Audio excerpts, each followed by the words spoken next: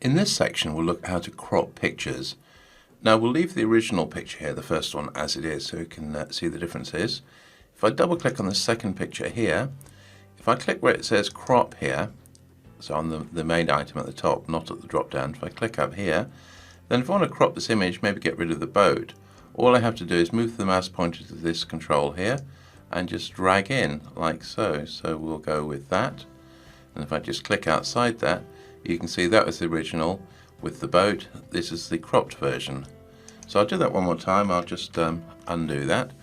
So from the top, what you do is you double click on it. You click on the crop button here, not the drop down. You click on the crop button here.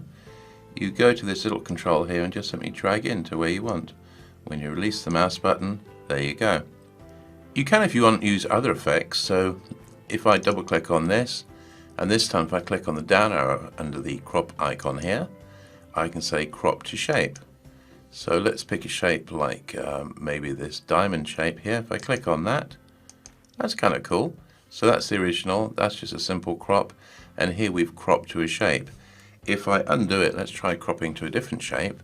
So I'll double click on it, click on the down arrow here, crop to shape, and this time we'll go for a plus sign like so. That one doesn't show up too well because there's too many white areas. Okay, bad idea. So as you can see, you have to be a little bit careful on the crops that you use. So let's try a different one. Let's go for, what should we go for? Let's go for this moon shape here. Again, not very good. So as I say, it does show you've got to be careful what you're doing because we've got the boat, but we really wanted the person here. So let's go back here and crop to shape. And this time let's try this one here. Again, same problem, you see. So let's go back here, let's crop to shape. Let's look at what else we got. Smiley face, not so good. So as I say, you've got to be a little bit careful about the things you use. Let's go for this shape.